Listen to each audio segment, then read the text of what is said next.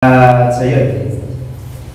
So yun, mahaba talaga yung tradisyon ng railways natin sa Pilipinas. Nagsimula siya 1892 pa, no? Hanggang sa kasalukuyan, sa pagtatayo ng dati ng PNR. Iba pa yung pangalan ng PNR dati, no? Kalimutan, panahon ng Kastila. Oo, di ba? Oo, MRR, di ba? Yun.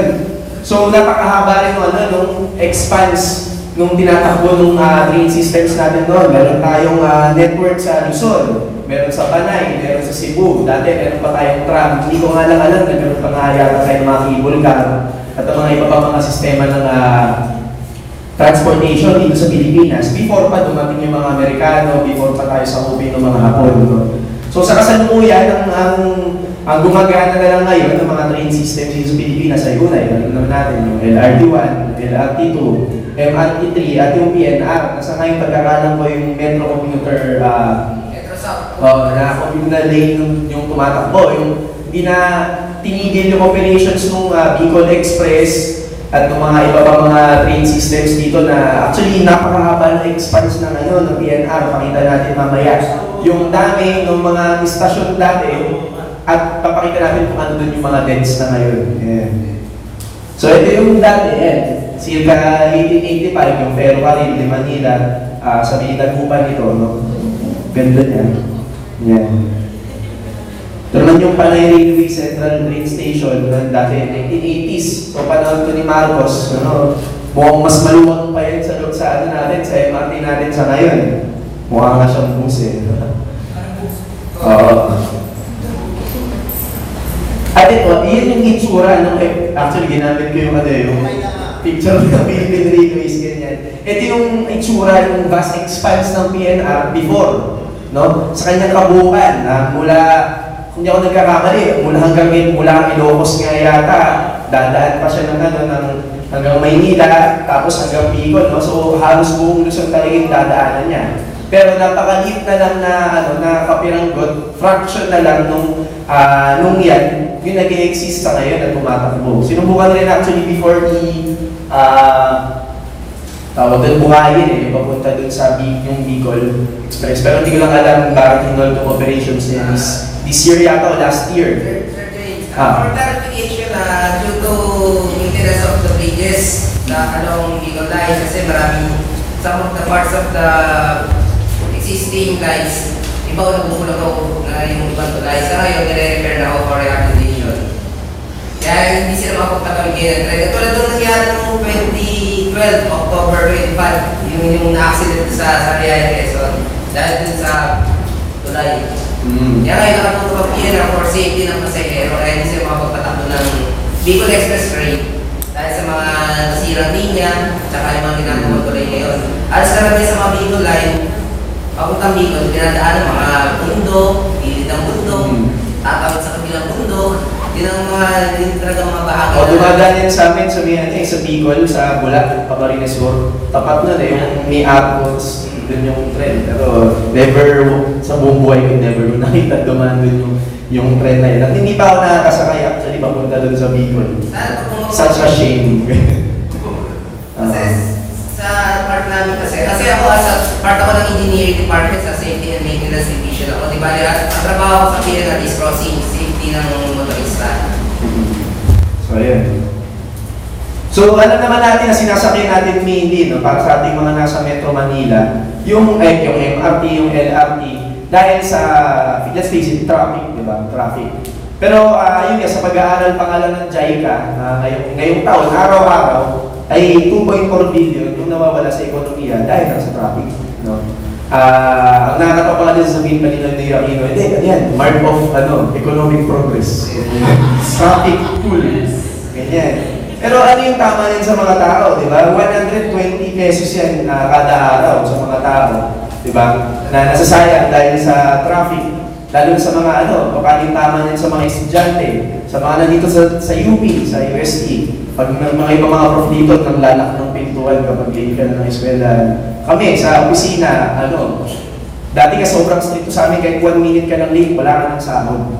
Ganyan. So lagi pa masisira yung mga train mo, ganyan, yung napaka-traffic pa nung ating mga main roads, no? at hindi na-action ng gobyerno at hindi nag-invest dito sa mass transportation in form of ng ating mga tren. No? So ano ba yung conditions in numbers? No? Tingnan natin, isa-isa natin, MRT, LRT1, ganyan.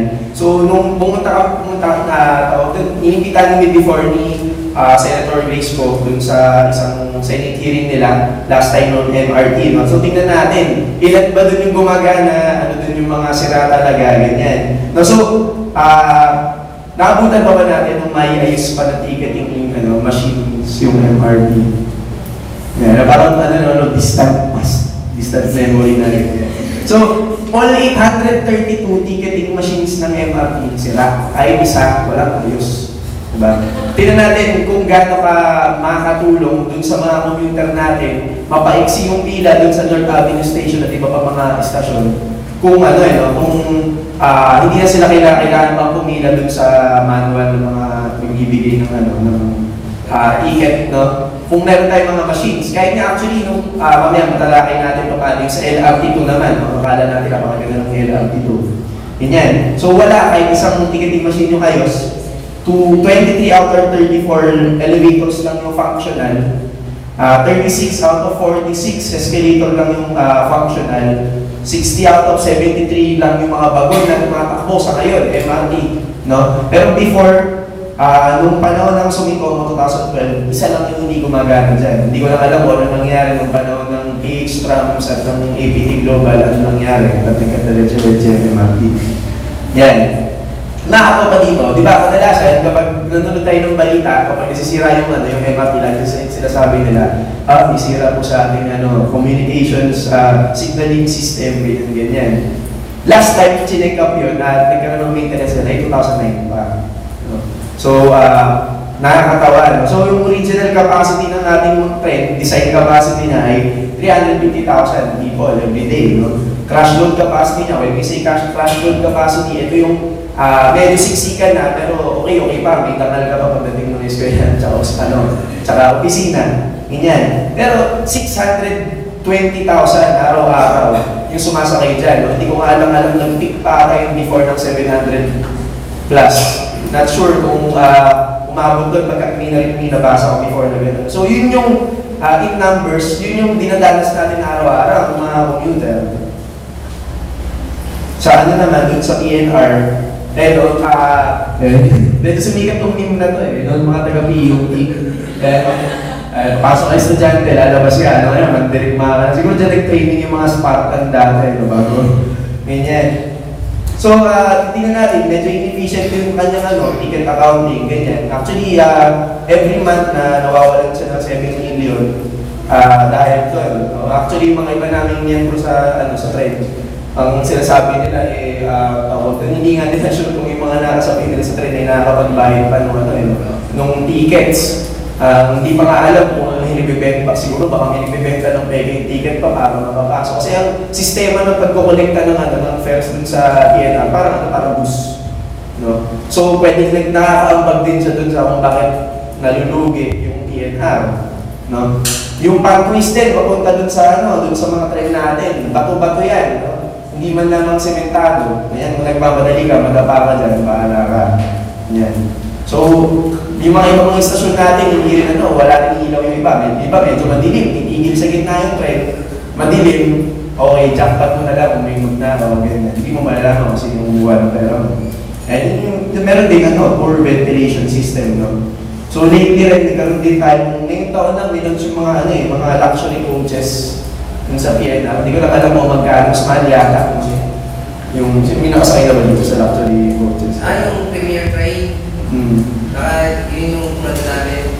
Yung famous train na ginagamit na, isa na lang siyang ginagamit ngayon sa Philippines na donated ng Japan Railways. Ang sa atin naman, hindi siya considered as commuter train na from Manila to Mabati, pero considered as tourist train. Yun ang tinatawag namin po galing train, na Premier Train kung tawag sa pasahero. Ano yung yung ruta? Manila, Pamati. Kasi yun lang din. So, kaya niya lang, isa sa umaga, isa sa hapon. Ang pamasahe niya is 60 hanggang 120. Pag 120, end-to-end na po yun. Price. Pero, convenience naman, hindi naman siksikan, seating capacity lang naman. Pero mas mabilis ang biyahe kasi limited station lang ang iniinuan niya. Kaya mas mabilis na makatakbo rin. Kaya hindi nakakatawa ngayon na parang medyo makahinga-hinga ka, medyo may tanggal ka sa opisina. Kailangan mo sumakay sa medyo mahal. At least natin yun, sabi namin yung palit namin sa kanya, pakakala nyo, dahil lang yung biyahe. Pero nasasabihin din namin sa inyo yung kalooban ng kami mga empleyado. So ayun, sa PNR. Medyo big pa siya kasi never pa ako nakasakay ng PNR. Subukan ko one time para medyo tumatag-tatag yung katawan ko. So yeah, next naman natin, ito LRT1.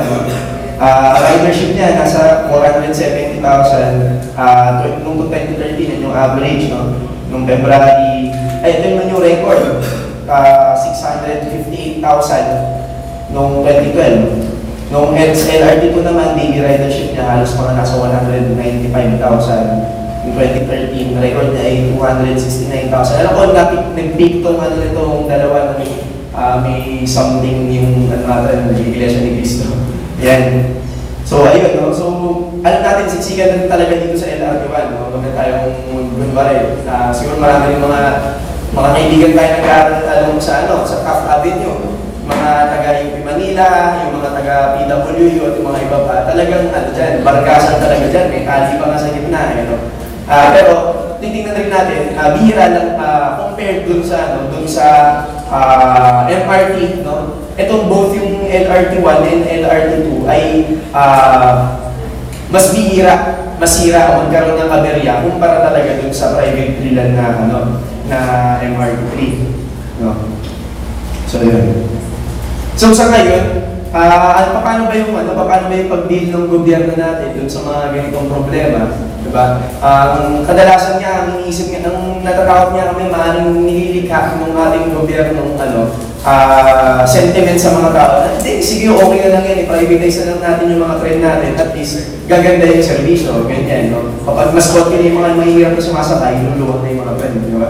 So, sana hindi gano'n. Sa amin sa Train Riders Network, naninindigan kami na dapat hindi isa pribado yung ating mga train. Sa kasalukuyan, hawak ng gobyerno yung kalakahan ng mga railways natin sa Pilipinas. Ngayon pa man, nakatulong yung gobyerno natin sa pagsasapribado o sa pamamagitan ng PPP ng lahat ng mga planong pang-infrastruktura ng ating mga tren, no? From now onwards. No? So yung kanyang direksyon talaga, yung pagbabawas na talaga ng subsidyo sa mga tren upang ibigay na dun sa pribadong sektor. No? Common notion sa atin dito, actually, sa economics, di ba lagi nasabi, binti natin yan sa private sector, mas maging efficiente yan, mas maganda yung servisyo, ganyan, government, inefficient yan na entity, ganyan, no? So, tingnan natin, nakabuti ba talaga dun sa mga mamamayan, dun sa history ng MRT, no, na pinrivatize siya, kung maganda ba yung kinalabasan, no? So, saan mga pamamaraan? No? So, bid lease transfer agreement, ganyan, pag-bid ng maintenance and operations sa mga private entities. So, sa ngayon, ang sinasayaling ngayon sa privatization, yun, natin, yung MRT3, siguro nagkaroon na kanina ng EMP yung MRT7 na magkakaroon din ng LRT1 Cavite extension and yung extension hanggang doon sa Basinan, sa antipolo ng LRT2. No? Pero ibig nangangahulugan ba ito na mas maganda yung servisyo ng mga tren, no? Habang binibigay natin sa private sector. No?